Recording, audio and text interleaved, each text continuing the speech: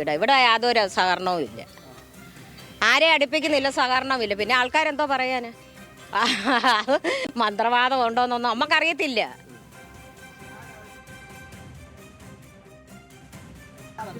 അപ്പോൾ ഞങ്ങൾ തൊട്ടടുത്ത് താമസിക്കുന്നത് ഇങ്ങനെയൊക്കെയുള്ള പരിപാടികളുണ്ടോന്നില്ലെന്നൊന്നും നമുക്കറിയത്തില്ലായിരുന്നു. പക്ഷേ ഇങ്ങനെ രാത്രി കാലങ്ങളിൽ ഇങ്ങനെ പയ്യൻ വരും, പയ്യനൂടെ പലരും ഒക്കെ ഇങ്ങനെ വരും, നമ്മൾ കാണാം.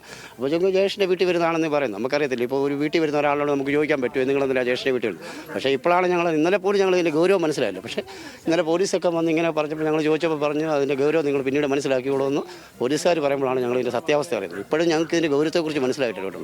ന്യൂസ് കണ്ടപ്പോഴാണ് സത്യം പറഞ്ഞതിൻ്റെ യഥാർത്ഥ ഗൗരവം മനസ്സിലായത്. ഇവിടെ അങ്ങനെ ആരുമായിട്ടും വലിയ സഹകരണം, പുറത്ത് ആരുമായിട്ട് ചെറുപ്പക്കാരുമായിട്ട് ഒരു സഹകരണം. കാര്യം ഇവിടെ ഒരുപോലെ ചെറുപ്പക്കാരുള്ള ഏരിയയാണ്, ഇഷ്ടം പോലെ. ഇപ്പോൾ ചേട്ടൻ കണ്ടില്ലേ, ആരുമായിട്ട് അങ്ങനെ പുറത്ത് ആരുമായിട്ട് യാതൊരു സഹകരണമില്ല. ഇവർ ഒഴിഞ്ഞ ഒരു കോളിൽ ഇങ്ങനെ മനുഷ്യന് രാത്രി കാലങ്ങളിലുള്ള ആൾക്കാരുടെ സഞ്ചാരവും വരവും ഒക്കെ ഇങ്ങനെയൊക്കെയുള്ള കാര്യങ്ങളൊക്കെ അല്ലാതെ ഇവർ പുറലോകമായിട്ട് യാതൊരു അങ്ങനെ ഒരു ബന്ധവുമില്ല.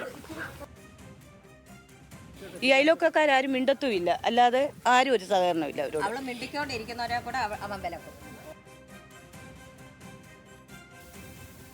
തിരുവോണത്തിൻ്റെ തലേ ദിവസം ഞങ്ങൾ വൈകുന്നേരം പുല്ലാട് ജോണി എന്ന് പറയുന്ന ഒരാളുടെ കടയിൽ ലേഡീസ് ഉണ്ട്, അവിടെ ചെന്നപ്പോൾ ഈ ജയേഷും ഭാര്യ അവിടെ ഉണ്ടായിരുന്നു.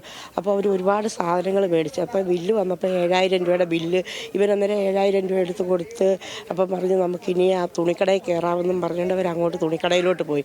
അന്ന് ഞങ്ങൾ കണ്ടതാണ് അവനെ കണ്ടിട്ടുണ്ട്. പിന്നെ ഈ ആഡംബര ജീവിതം, പിന്നെ ഞങ്ങളുടെ ഈ മോള് പഠിക്കുന്ന, ഞങ്ങളുടെ കുഞ്ഞ് പഠിക്കുന്ന സ്കൂളിലാണ് അവൻ്റെ കുട്ടികളും പഠിക്കുന്നത്.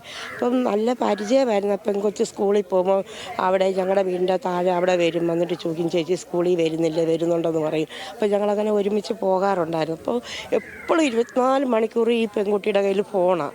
എപ്പോഴും ഫോണിൽ കൂടെ സംസാരിച്ചേ നടക്കാറുള്ളൂ.